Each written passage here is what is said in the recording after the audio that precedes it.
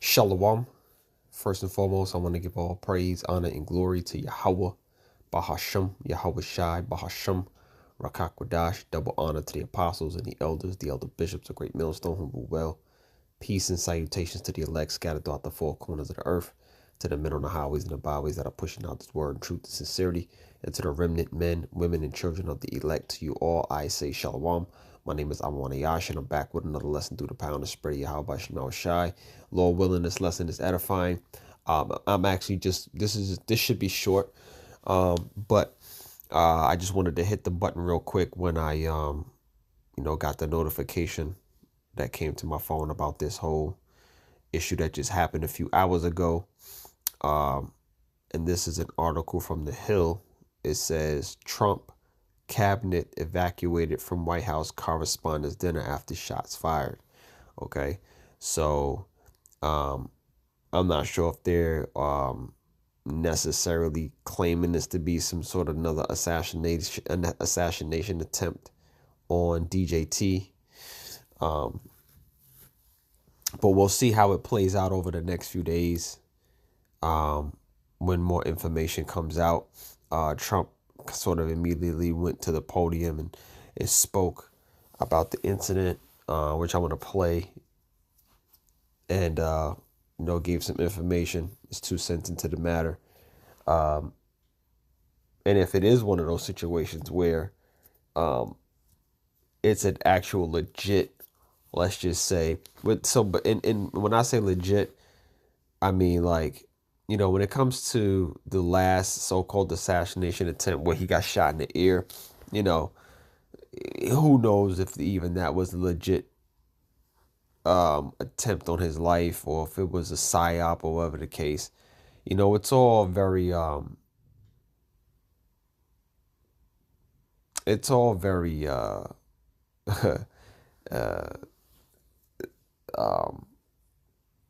mental. It's like Esau playing mental gymnastics with everybody. You know what I'm saying? Because he'll have you all over the place, not really knowing, especially if your eyes are open, right? Because, we understand that Esau has this propaganda. He has his narrative that he always wants to spin. And this narrative is always at the forefront, especially when it comes to somebody like Donald Trump, who his approval ratings are very low, right? So whenever your approval ratings are low, you want to try to do something to make yourself either look heroic, or make yourself look like somebody who is the people's president, or whatever the case. And these people have their ways of just making things look a certain kind of way. So we take all of what they say with a grain of salt anyway, and we just let the will of the Lord be done at the end of the day, right? You can't really, even what I'm about to read, anything that Trump is saying, this stuff is like, you take what you can, you apply it to, maybe past situations that have happened, or you apply it to the scriptures, you measure the times and make it all try to make sense. But again, at the end of the day, when it comes to Esau, when it comes to Babylon, when it comes to America, we know this place is on the on a decline. So that's what you take from it. All right. So let me just play this real quick. All right. Very much. That was very unexpected, but incredibly acted upon by Secret Service and law enforcement. And this was an event dedicated to freedom of speech that was supposed to bring together members of both parties with members of the press. And in a certain way it did, because the fact that they just unified us to a room that was just totally unified. It was, in one way, very beautiful, a very beautiful thing to see. A man charged a security checkpoint armed with multiple weapons, and he was taken down by some very brave members of Secret Service, and they acted very quickly, and have just released, for purposes of transparency, clarity, I've ordered it to be put out. You probably have it by now. Put out on Truth and put out on many other platforms. A tape showing the violence of this thug that attacked our Constitution, and also showing how quickly Secret Service and law enforcement acted on our country's behalf. Really did a great job. One officer was shot, but saved by the fact that he was wearing obviously a very good bulletproof vest. He was shot from very close distance with a very powerful gun, and the vest did the job. I just spoke to the officer, and he's doing great. He's in great shape. Okay, it's something I just wanted to mention because, Trump just mentioned that, the guy was heavily armed. He had weapons, this, that, and the third. My question is, you're at a correspondence dinner. How does he even get that close to where you can, shots can be fired either in his direction or in anybody's direction? Like, Secret Service, so much security, so much that should be around him. How do you even get that close? But again, these are the type of questions that may get asked as the days go on. I'm sure people are gonna wonder the same thing that I'm wondering. Like, how does that even happen? The last time this happened, he was at an outside event. So you can kind of, I guess, see how it's possible. But I don't think this. I'm not sure. I'm not sure if this was outside the correspondence dinner. They could have had it maybe at the White House on the lawn or whatever the case. I'm not really sure. Wait, actually. Let me read this. It says, President Donald Trump, First Lady Melania Trump, and the cabinet were evacuated from the White House Correspondents' Dinner on Saturday night after shots were fired in the Washington Hilton's lobby. All right, so it was an inside. But again, these questions will be answered, I guess, at some point later. It says 3 or 4 loud bangs were heard. According to the reporters from the Hill who were attending the dinner, people immediately dove under their tables to take cover before the president, first lady, and members of the cabinet were rushed out of the Washington Hilton, where the annual dinner has been held for decades. And there's a tweet here from a Zach Sconfield that says, the cabinet was escorted out of the room here at the White House Correspondents' Dinner, stepping over broken plates to get out. Here's Treasury Secretary Scott Bessent and acting AG with the Attorney General's Todd Blanche. Let me see what this is.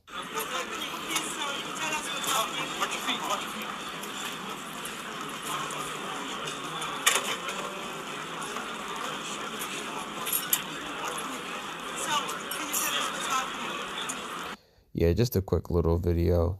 It says other cabinet members remained in the room after the shooting. It says the Secret Service said the shooter was in custody and that the incident had taken place near screening detectors people must walk through before entering the annual event. It appeared the shooter was subdued before they were able to get into the massive ballroom where the dinner takes place. The press event has tight security, is regularly attended by the president, cabinet secretaries, members of Congress, celebrities, and the press. Yeah, that's it. That's all I wanted to read of that. But again, whether it's a psyop, whether it's not, it's a sign, right? It's a sign of the times that we're in. We know that Donald Trump's approval rating is very low. We know people are not happy with his recent actions concerning the U.S.-Israel-Iran war. That's been a mess. People do not support his actions. So, and this could be, let's just say it wasn't a psyop. Let's just say this was legit and somebody trying to shoot him. That could be a result of people just being fed up, Egyptian against Egyptian, right? This could be that. The separation, the disconnect, right? This place is the land of confusion. People are watching this place circle the drain. This is not the same America that people are used to. And they can feel it. They can feel it in the air. This place is collapsing, This place is collapsing. So let me get a couple precepts. Because again, I said I'm going to make this short. But again, when we see these things, these are the things that we are watching out for. These are the things that are going to lead to the type of martial law and draconian measures that Esau will implement, because they'll always try to say, you know, when Esau comes down and he starts to lock things down, things of that, and they take those kind of measures, it's always some sort of safety issue, right? So some sort of false flag drill or something that we can probably expect that's going to take place. It's always the response from the government is always something along the lines of them trying to protect people's safety, all these different things. And but again, it's only for his own purpose. It's for his own narrative. Okay. Second Timothy 3:1. This know also that in the last days perilous times shall come. All right, the perilous times where tensions are heightened, when the uncertainty increases, the lack of trust for the authorities, the government, the officials. People want answers that nobody really has for them. And just imagine what that's going to look like when the dollar continues to decline and crash, and inflation goes up, and the storehouses are empty, and these plagues and pestilences are upon society. All right, wars and rumors of war continue. All right, when people don't really have answers to their problems, the perilous times, that uncertainty that people are feeling, they know they're not going to be able to turn to the government for answers, and it's going to result in some very chaotic, harsh times, and that's just that's just the truth. All right. So this know also that in the last days perilous time shall come. We're expecting the dangerous time. We're expecting shit to hit the fan and things to get really, really bad out here, especially here in America and Babylon the Great.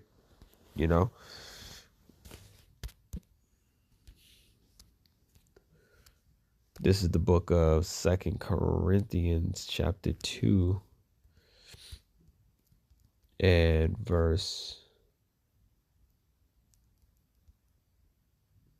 11. It says, "Lest Satan should get an advantage of us." Let me see.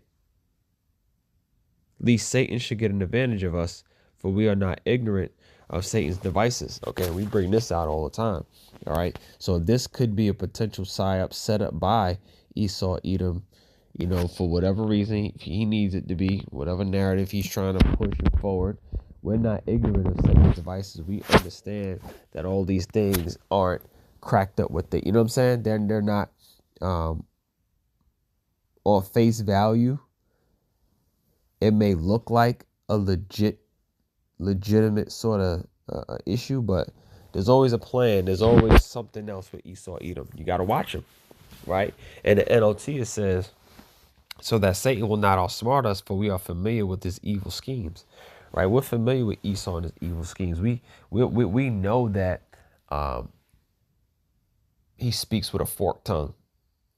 Right? He's not the man to be trusted. Scriptures say, "Never trust thine enemy." Right? Because his words were smooth as butter, but war was in his heart. We know the characteristics of this man that the Lord has set up to put over us. We understand who he is. We understand how he thinks. We understand how he operates. All right, and we don't expect anything good to come from him. His intentions are not good. They're not pure. They're evil. They're wicked. All right. And this is what you get when you deal with this man. There's no gray area when it comes to whether you should trust this man as light. You should, as scripture say, never trust thine enemy, because he doesn't deserve your trust. Look at his history. Look at his pattern of works. Look at what he's contributed to the earth. Just evil and wickedness and destructiveness and divisiveness. He's the guy for the job.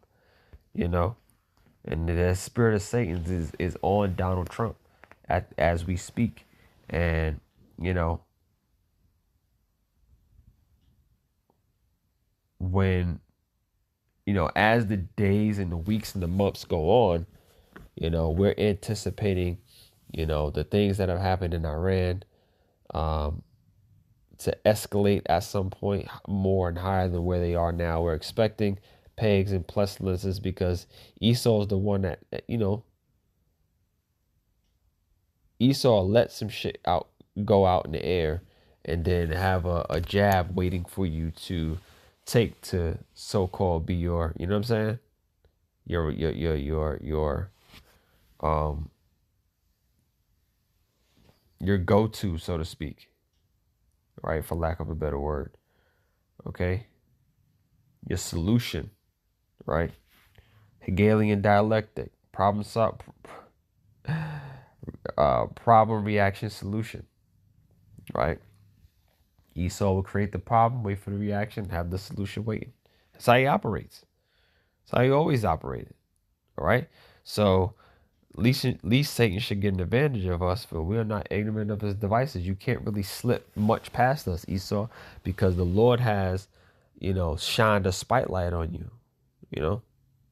The Lord is revealing the wicked. Okay, and those who are looking to do their bidding, you're not going to be able to get away with this for much longer.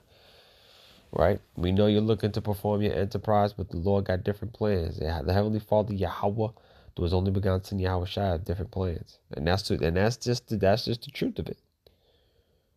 We want to see this man out of power, out of the rulership seat. Right? Because he has but a short time. And he going to come down with great wrath. He going to implement these different unjust laws and evading prophecies and all these different type of things under the fake guise of safety and protection, and making sure that you are, you're protected. All right. I think I had another verse that I wanted to go to real quick, but I can't remember. The point has been made. I just wanted to jump in this briefly and quickly, to just say, hey, watch. We brought this out at camp earlier. Let me just get this, and I'll close it out. Ephesians 5:14-15. See then that you walk circumspectly, not as fools, but as wise, redeeming the times, because the days are evil. Okay, we understand what's happening here. We understand we're in an evil time. We understand, and we walk circumspectly, not as fools, but as wise. We walk with wisdom out here.